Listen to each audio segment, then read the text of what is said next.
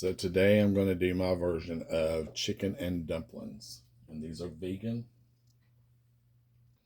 So I'm starting off with a pot that's warming on the stove, and I'm adding in a half a stick of vegan butter. We're going to let that melt real quick, and we're going to add some vegetables. So to this pot, I'm going to add 2 stalks of celery. There are leaves on it. We're going to add the leaves as well.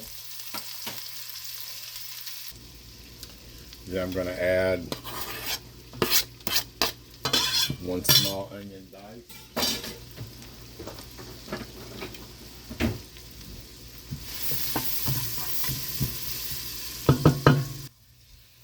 And this is 1 large carrot that I have diced. And you can use a chopper or food processor for these vegetables if you want to. I just find if you chop them with a knife, your consistency is much better. You can control it a lot better. So I'm making a mess here. And we're doing this. I started over medium-low heat until I got all the vegetables chopped. And now I'm going to bring the heat up just a little bit. And we're going to saute these for a couple of minutes. So now that we've got these going a little bit, I'm going to add in some pepper and some salt. Pepper there, about a teaspoonful. You can put in as much or as little as you want, or you can leave it out altogether if you don't like pepper.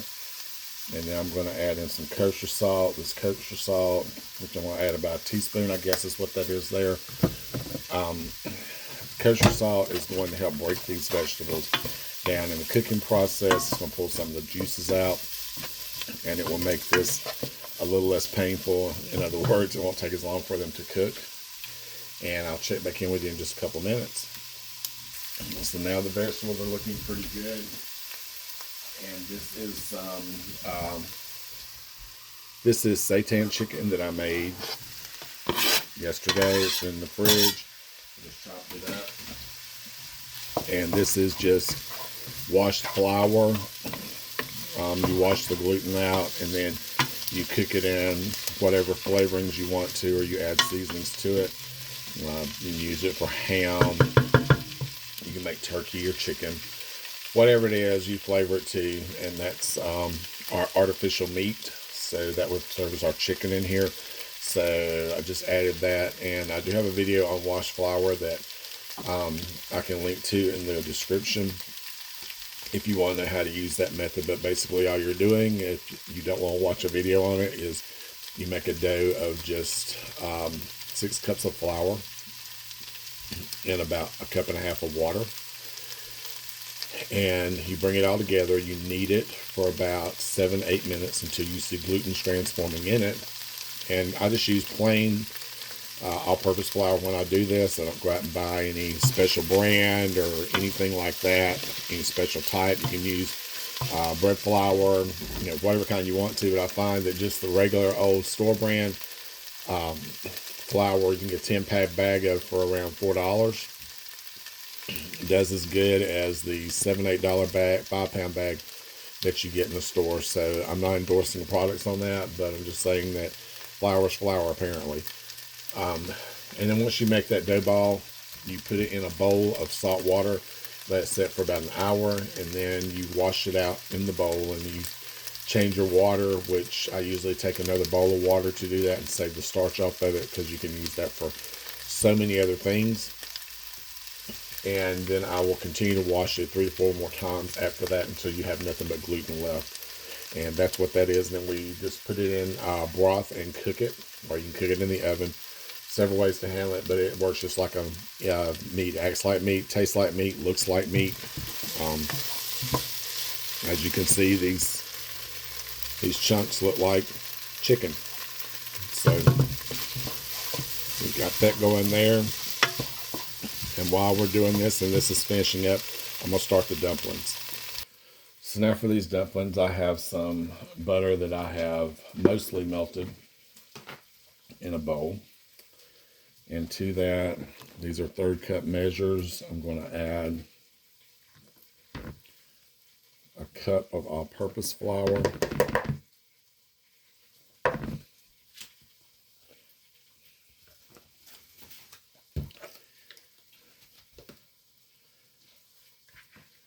1 2/3 cups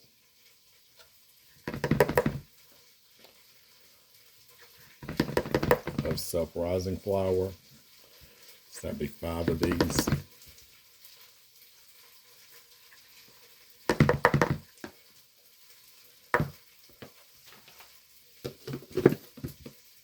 I'm going to add about a teaspoon of salt, which is about half of a palmful, and about the same, half, 3/4 of a palmful of baking powder. And my hands are clean. I did wash them. I've been washed like 4 times just since I started this today. So now, using a fork or pastry cutter, whichever you want to do, we want to cut the butter in. And this is just plain plant-based vegan butter that I put in here.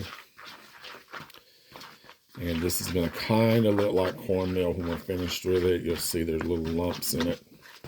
And that's normal, so that's how you want it to be. You want it to have those little lumps.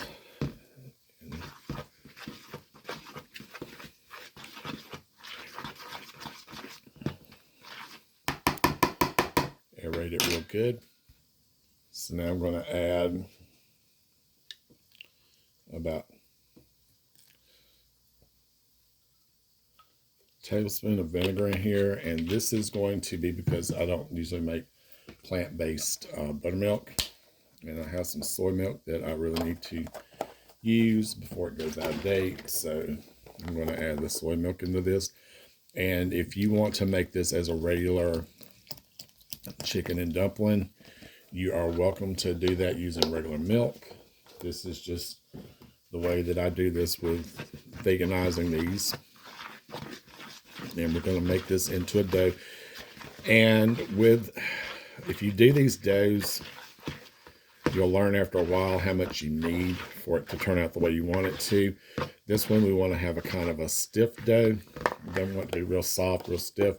But normally with this recipe, you're going to need about a cup altogether of liquid.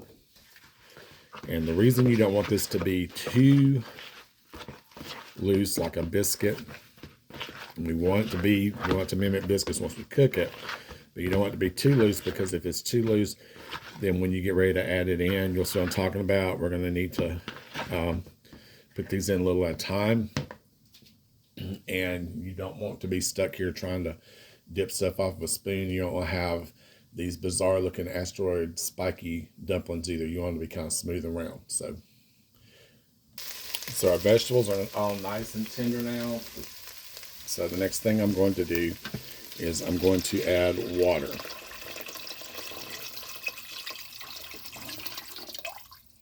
And this is roughly 2 quarts of water.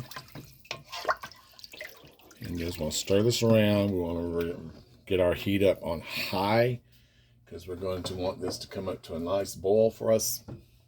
And I need to add in some chicken flavored bouillon powder that I have that's vegan. So I'm going to add, this is just it's Spice Select is who makes this, and it is a vegan individual packet, and one makes 2 quarts of broth, or quart of broth, but I'm not going to add 2 quarts because we have the seasonings already coming from those vegetables in there, and the celery leaves are really going to add some flavor as well. So we don't want to go too far with this. We want it to be nice and smooth, and you want it to remind you of what your grandmother used to cook when you were a kid. Okay, so this has now come up to a boil. The fun part begins. You want to break off a section of your dumplings, and like I said, you just want this to be, it's going to be kind of, you want to be able to handle it with your hands, but it's not going to be a real thin dough. And all I'm doing is I'm just pinching off little pieces, giving them a squeeze, and dropping them in. And you need to have your dumplings need to be boiling, or your soup needs to be boiling before you start doing this. But all I'm doing is just rolling them up into a little ball and dropping them in. And you can make them as big or as little as you want to. I like for them to be kind of fluffy, so you'll see mine are probably a little bigger than most people care for. And yes, you can take your counter space and you can roll all this stuff out and cut it and do all that if you want to, but this is the way dumplings were made when I was a kid, and that's exactly the way I like them today. And these things are going to turn into little fluffy like biscuits. You'll see when they're at the top, they're doughy. But as you notice, they'll start to drop down into the soup. And once they do that, they're done. So if you took one out and you cut it, you would see all the little layers in it, just like it was a biscuit. And that's what you're looking for. You want it to cook on the inside. And if you don't have the heat high enough for it to do that, it's not going to cook. And you're going to have these lumpy, they're never going to cook completely done. They're going to be kind of raw. And see, when I tear this, you see the layers in that. That's kind of what we're looking for. And you're going to get that because of that vegan butter we put in there. So if you want to use regular shortening, or if you want to use olive oil or something like that because of your health reasons or whatever, you can do that. But it's not going to be the same as the butter dumplings. The butter just gives it those layers and that texture, and that's what you're looking for, is those layers and that texture. So as you see, the more of these I add in, the more come to the top, and you think, oh, well, I can't put any more in. Well, that's not true. You can always put more in, even when they're all floating at the top and you don't think there's any room. And you also don't need to add any thickener to this, because what's going to happen is, as this starch cooks out of these, this is going to naturally thicken on its own. So you don't need to add milk to it unless you just love milk. If you love milk, be my guest, add it. I would not add a plant-based milk that is, unless it's very, very stable. I would add a plant-based milk powder, but I would not add a plant-based milk, because if it separates, then you're going to have all this little lumpy stuff in your smooth soup, as we want to call it. We want it to be a nice, smooth, nice, creamy, comforting winter day type of thing. Something that makes you feel like someone put their arms around and just gave you a good hug. And that's what we're looking for with this. And you're not going to get that if you have a lumpy, coagulated milk in here with it. So you don't want to do the coagulated milk. You want to just let these cook, and you want to let them cook on high. And you do need to keep an eye on it because you don't want it to burn. But on the same notion, you want to make sure that these cook properly, and see how they're puffing up. And they're going to take in all those flavors that we put in here in this soup. And I'm not going to brag, but okay, I will. I used to work for a college in catering here in Northeast Georgia for several years. And I made these for their campus preview one year. And I made 2 kettles full of these. And a kettle is like 30 gallons. And they opened up, and at 15 after, they were asking me if I could make more. And you see how long it takes to make these, right? It's not something that happens in 10, 15 minutes. So I did what I could to make sure that we got more on and got more going, but we were running out at 15 after. So they really went fast, and they really are good. So I'm going to let these cook for a little bit, and then I'll show you what they look like when they're done. That way you don't have to sit here and watch this for the next 15 minutes. Now remember how I told you, you'll know when these are done. It's whenever the dumplings start going to the bottom, and that's what's happened here. It's still cooking, and I'm going to turn it down some so it will, we don't want to scorch it or anything. But now you see the dumplings are there, but they're all started to sink down into the bottom. That's how you know these are done. And I'll take one out and show you what they look like. So here's our dumpling, and I'm going to cut it. And this is what you're looking for here. And I'm going to move the plate because it's really, really hot. But you see all those layers in there that are, let me get it under the camera. See the layers that are in there, and see how it is done, just like a biscuit on the inside. That's what you're looking for with these. And that's what makes dumplings good. They're not cooked inside and they're gummy. Nobody likes that. Nobody wants to eat raw day. So this is exactly what we're shooting for here. We're cooking this and you see one of these. So, and since it's already out, I might as well get a fork and go ahead and just see if we nailed it, or in fact, if we need to work on our recipe. Nope. No need to do any extra work.